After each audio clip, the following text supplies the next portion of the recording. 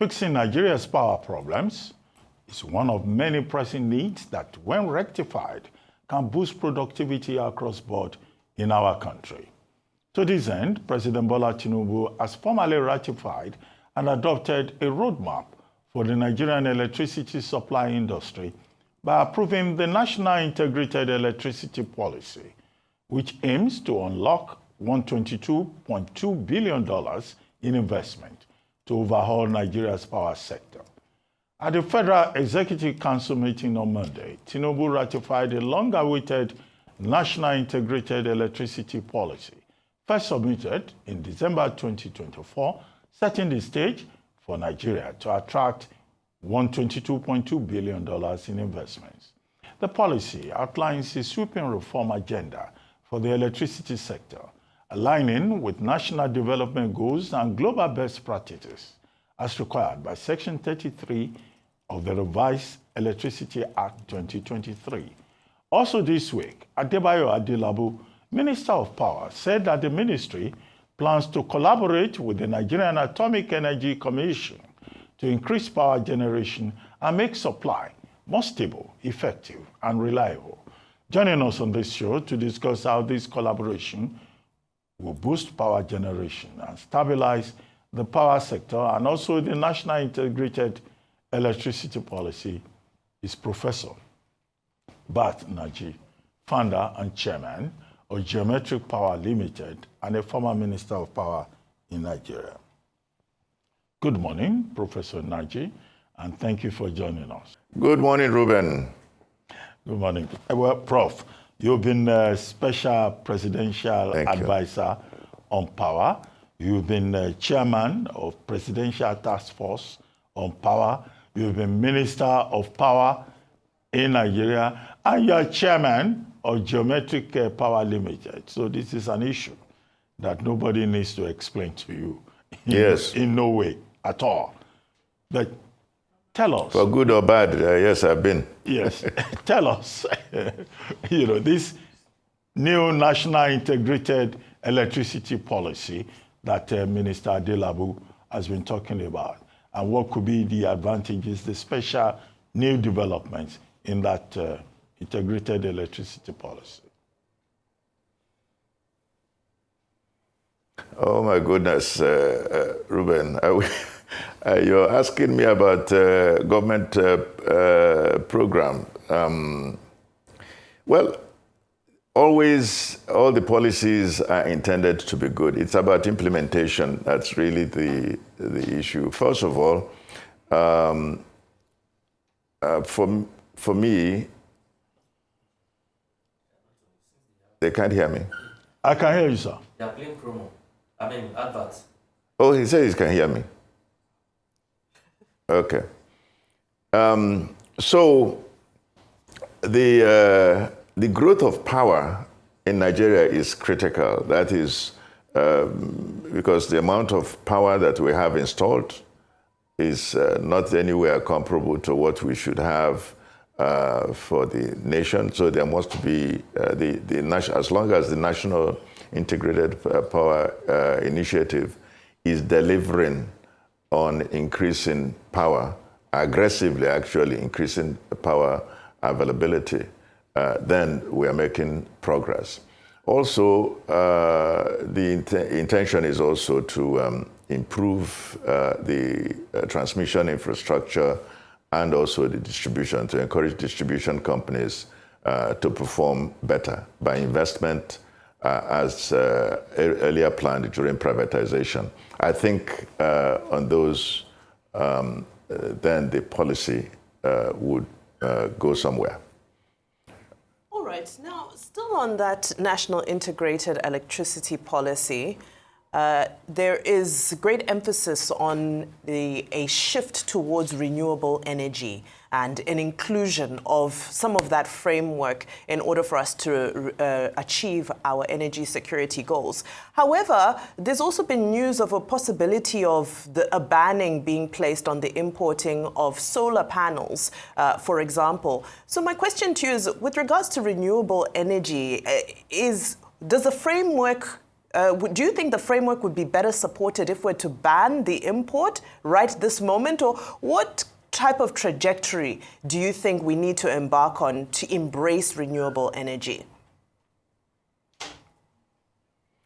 Well, let me just say that the very idea of producing goods for our consumption is always good for me. I encourage that.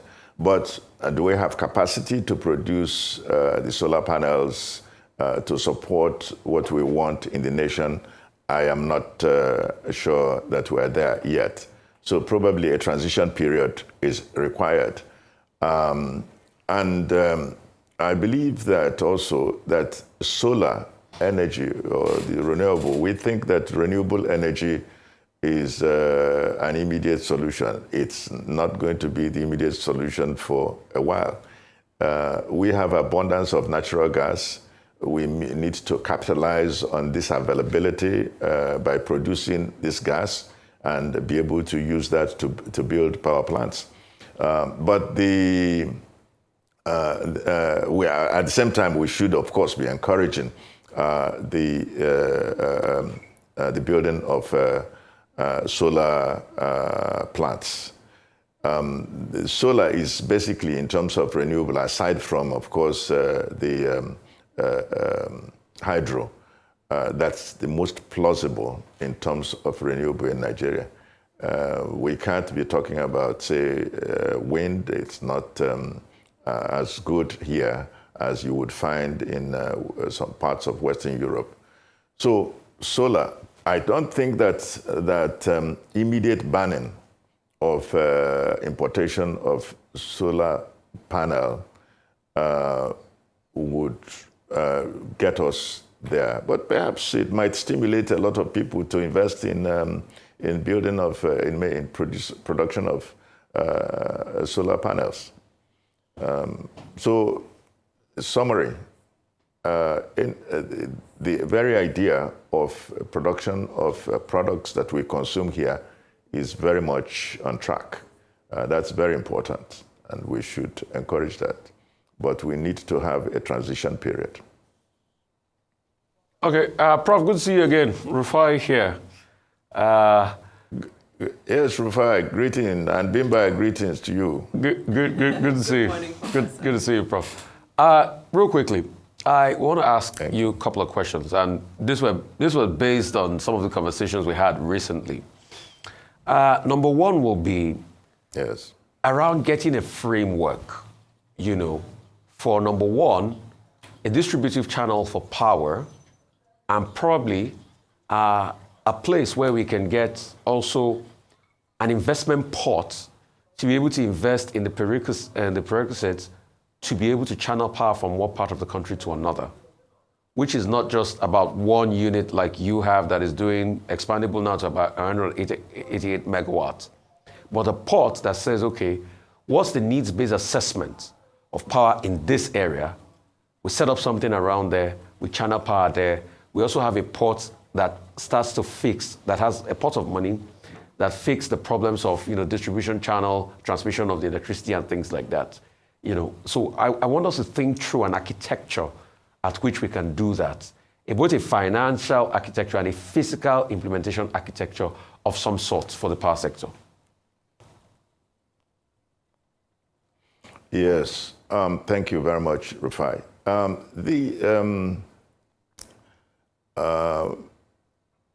If you have locations where you are able to have solar can be better harvested, and we invest in that kind of location to serve the nation, that is good. If we have a location where you have natural gas and you build power plants, sometimes people think that unless you build a power plant right at the back of your yard, that you are not going to get the power. You can transmit power. But of course, the transmission infrastructure must be able to deal with it. So distribution companies need to invest in the infrastructure to be robust so that they will be able to distribute power adequately. I mean, if I use what we've done in Aba, we came and we found 3 by 3 units of substations, 2 by 15 MVA, so totally 90 MVA. But Aba requires more than double that amount. So we had to now invest in substations.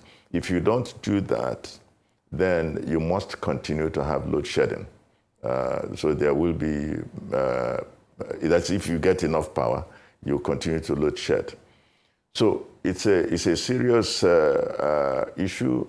The distribution companies need to think through how they will solve the problem of the area they cover. Well, the distribution companies cover too much areas. You have some covering 5 states, some covering 4 states, and it is better that they have smaller discos or franchises of discos, and so that there will be investment in them to be able to uptake power.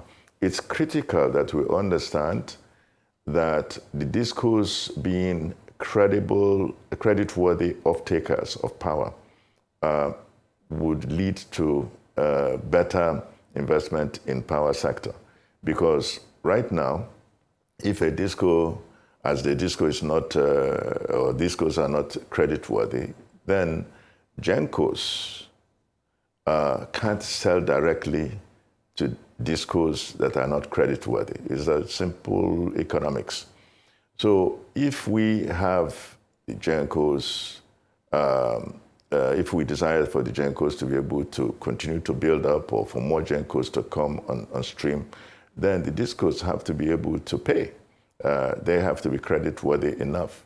So financing-wise, the federal government needs to rethink what we had established earlier, which was a kind of guarantee instrument that will ensure that investors in power are able to invest in power, power generation, wherever, in whichever method, whether it is solar, whether it is natural gas, whether it is hydro, to supply to discos. So this is very important, the guarantee instrument. And I'm not sure that the state governments as sub-sovereigns have capacity to do this in terms of being able to guarantee investment in generation of power in their areas. But these are perhaps a state like Lagos might be able to do it. Maybe some groups of states might be able to achieve this.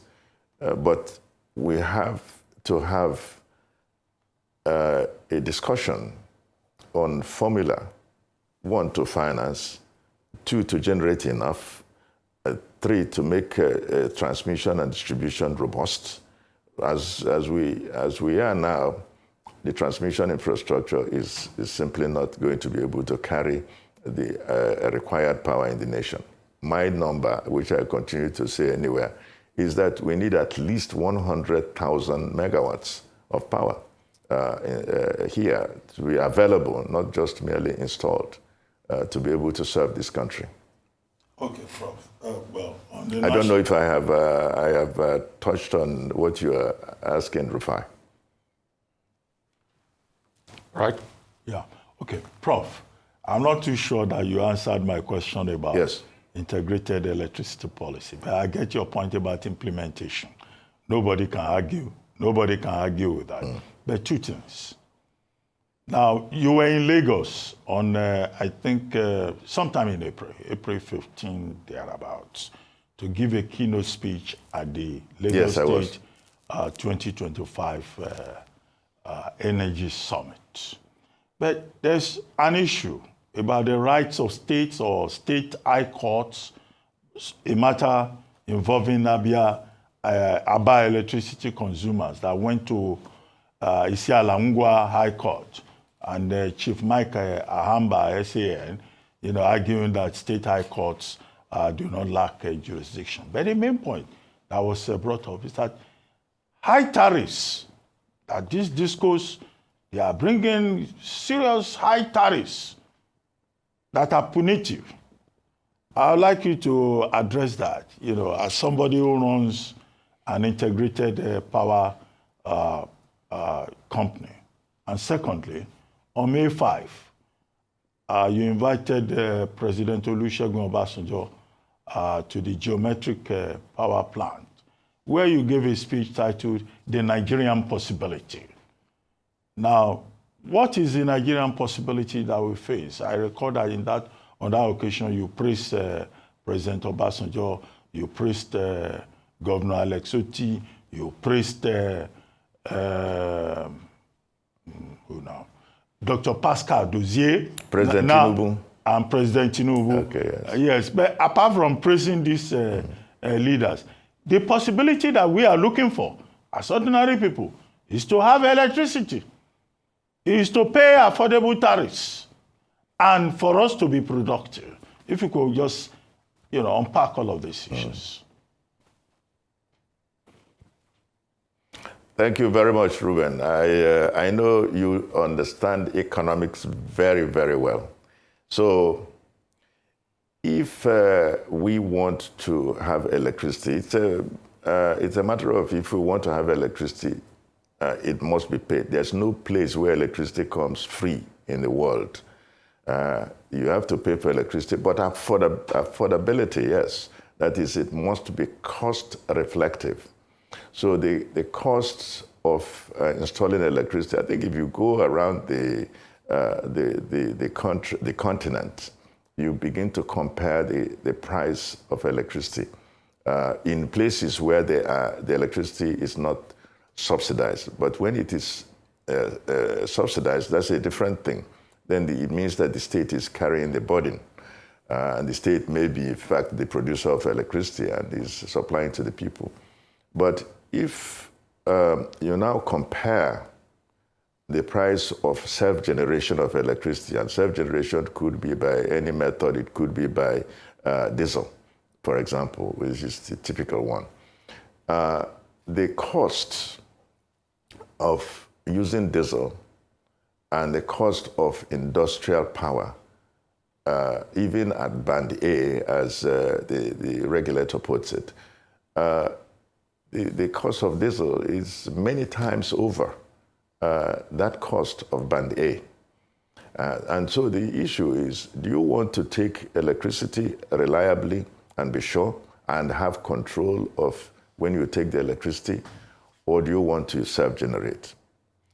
Now, the only thing that is what is important, and actually the people of Aba, they are requesting that we meter them so that it's not unestimated billing. We are very much, in fact, our company is going to be putting hundreds of thousands of meters this year, and I think that by the middle of next year, we should have metered most of our customers. It's important so that the customer has control over when he takes electricity and when he does not, so that there is no argument between the supplier of electricity and the consumer of electricity as to what it is. But the price must be cost reflective. And you will find that the federal government can't cope with having to get power from GENCOs, and the DISCOs are not able to cope with payment. So having about 4 trillion naira debt on the head of this federal government is not good. And it comes from this non-cost reflective tariff. So unless there is somewhere where federal government can get the money to subsidize by that amount, and it will continue to increase.